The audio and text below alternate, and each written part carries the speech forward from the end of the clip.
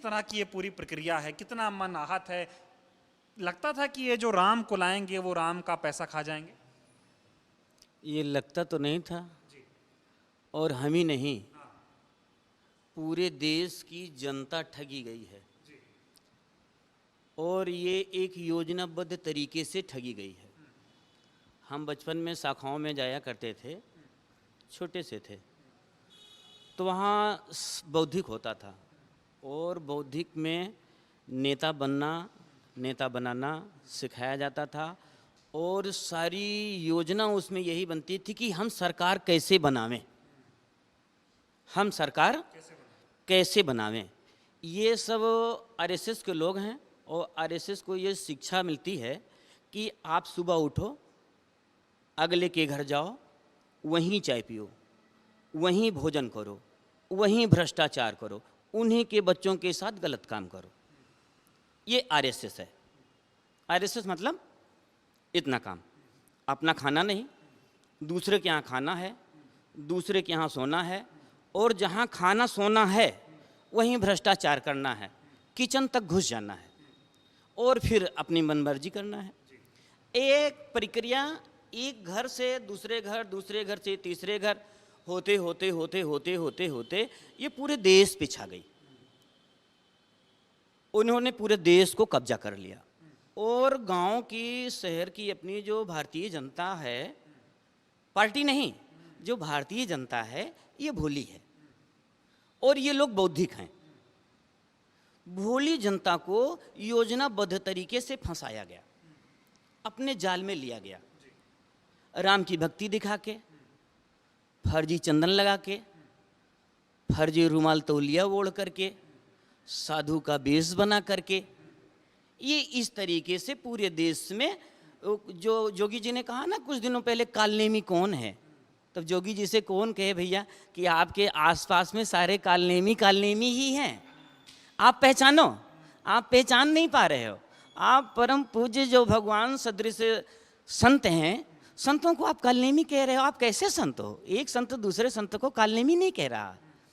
कालनेमी आपके आसपास में है, उन कालनेमियों की छाया में आप दुबके हो, और वो ऐसे आपको ढक लिए हैं कि कालनेमी आपको नजर ही नहीं आ रहे हैं महाराज। हाँ, कालनेमी तो वही सब लोग हैं। और इन कालनेमियों ने राम को छला, और कालनेमी का मतलब क्या है? राम को छलना नहीं, जानकारी बहुत है। होत महारन रावण राम ही जिति हैं, राम न संशय यहाँ। कथा बहुत सुंदर कहते हैं, लेकिन छल किनके साथ करते हैं? राम भक्त के साथ। क्या? हनुमान के साथ। जो राम का भक्त है उसके साथ जो छल करता है वह कालनेमी है। समझ रहे हैं? तो ये तो योजनाबद्ध तरीके से पूरे देश को लूटा, और पूरे देश का मंदिर राम मंदिर है, राम मंदिर को लूटा, खूब बढ़िया से लूटा, अच्छे से लूटा, सब चंपत किया। और इस समय चंपत कहाँ है ये भी पता नहीं है। गोपाल जी मंदिर में कभी कभी नजर आ जाते हैं, लेकिन भैया इतने बेशर्म हैं कि इनको शर्म कभी ना आई थी ना आएगी। ये पता नहीं किस वंश के हैं, निर्वंशी। ये सारे के तो सारे निर्वंशी हैं, क्या समझे? टोटल के टोटल निर्वंशी हैं, और जो वंश वाले भी हैं वो भी निर्वंशी हो जाएंगे। उनसे ऐसा पाप करवाया जा रहा है। क्या? जैसे धर्मेंद्र प्रधान हैं, तो और ये सब लोग हैं, क्या समझे? जो जहाँ है वहीं लूट रहा है, जो जहाँ है वहीं लूट रहा है। अब बात ये है कि मोहन भागवत के पास कोई विभाग तो है नहीं, न शिक्षा विभाग है, न सड़क का विभाग है, न पेट्रोल का विभाग है, न हवाई जहाज का विभाग है, और वो इन लोगों के ग्रैंडफादर हैं, वो कैसे लूटें? तो भाई सब लोगों ने कहा कि आपको चलो राम मंदिर दे देते हैं, आप अकेले राम मंदिर लूटो, कृष्ण मंदिर लूटो, विश्वनाथ का मंदिर लूटो, आप मंदिर लूटते रहो, हम देश लूटते रहें। तुम मंदिर लूटो, हम देश लूटें, हम देश लूटें, तुम मंदिर लूटो। तुम मेरे चुनाव में मदद करो, हम तुम चोरी पकड़े जाओगे तो हम तुमको बचा लेंगे, क्यों? सरकार मेरी है, मैं तुमको बचाऊंगा, तुम हमको बचाओ, हम तुमको बचाएंगे, तुम हमको बचाओ। यही खेल चल रहा है, और भारत की जनता निसहाय है। रामलला से ही हम लोगों का निवेदन है कि वही निर्णय करें इसका। भैया अच्छी बात यह है कि ये सारी चीज साधु संत समाज समझ रहा है। साधु समाज पहले नहीं समझा भैया। हाँ, पहले तो साधु तो भोला होता है ना, पर दुख सहाय संत सुपनीता, दूसरे के दुखों देख करके संत दुखी हो जाते हैं। संतों के पास अपना कोई दुख नहीं होता है, तो ये लोग आते रोते। चंपत जी शुरू शुरू में आए तो मैंने देखा था चंपत जी को, क्या समझे, इस मंदिर से उस मंदिर, उस मंदिर से उस मंदिर, पहले संतों के चरणों में चंपत बैठते थे।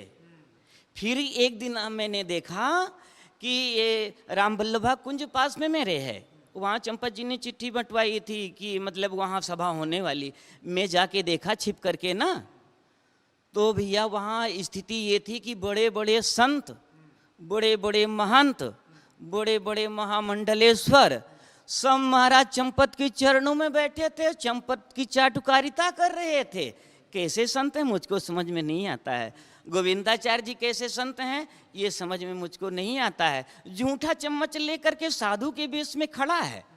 अरे मोदी कोई भगवान है? जनता ने वोट दिया है तब वो मोदी मोदी है। नहीं, मोदी को ऐसे कर दो, खाने को दाने नहीं है उसके यहाँ। वो तो बताता मैं चाय बेचता था ना, आज भी चाय बेचने की हालत नहीं है। लेकिन जनता कृपालु ही, जनता राजा है, जनता भगवान, जनता जनार्दन है, जनता जनार्दन है। जब भगवान की कृपा हो गई, जनता की कृपा हो गई, तो राजपद पा गए। अब उधर वो घोंट रहे हैं, इधर ये घोंट रहे हैं। महाराज जी ये बताए, लेकिन ये तो कहते थे हम राम को लाए हैं। हाँ, तो राम को तो ये ले ही आए हैं। हाँ, ये राम को ले आए हैं इसलिए कि ये पूरा सोच जाए महाराज, समझ रहे हैं। राम को ये क्या लाएंगे? राम जी तो इनका उद्घाटन किए हैं, ये अभी तक मोदी जन्मभूमि का उद्घाटन किए थे। अब राम लल्ला इनकी चोरी का उद्घाटन किए हैं कि अब पूरी देश की जनता समझ जाओ मेरे भैया कि अगर सरकार नहीं बदले, इनको तुम ऐसे वोट देते रहोगे तो ऐसे तुमको ठगते रहेंगे। के साथ होना क्या चाहिए ये बताइए। इनके साथ में तो होना चाहिए यही भैया, उतना सामर्थ्य भगवान ने नहीं दिया है। नहीं पैसा खर्चा करके जूता खरीदते बढ़िया शानदार, और जैसे कोई बीजेपी कहता कि मैं बीजेपी का भगत हूँ, 20 जूता उसको मारते, वो सही हो जाता। और जब तक नागरिक नहीं सुधरेगा, राजा नहीं सुधरेगा, क्योंकि नागरिक ही राजा है। अब पूरे देश को इनका विरोध करना चाहिए और पूरे विश्व से इनको खदेड़ देना चाहिए। देश से नहीं, विश्व से खदेड़ लेना चाहिए। ये बहुत गंदी प्रजाति है, बहुत गंदी प्रजाति है। कहते हैं लोग अभी भी मोदी पे विश्वास है, वो चंदा चोरों को सजा देंगे। भैया चंदा चोरी में को जो खुद ही शामिल हैं, तो चंदा चोरों को क्या सजा देंगे ही बताओ। हाँ, सजा नहीं मिलेगी। सजा किसी को नहीं मिलेगी, सब बचाए जाएंगे और बहुत ज़्यादा जनता दबाव देगी तो 2-4 जो लंपट टाइप के हैं, इन लोगों को सजा दे के अपने बरी हो जाएंगे। संत समाज अयोध्या इनको सजा देगा नहीं देगा? साधु समाज का सजा देगा भैया, सब गरीब संत हैं। किसी को खाने को, किसी को नहाने को है, किसी को खाने नहाने को दोनों नहीं है, तो ये लोग क्या सजा देंगे? देश की जनता इनको सजा देगी, भगवान सजा दिलाएंगे इनको।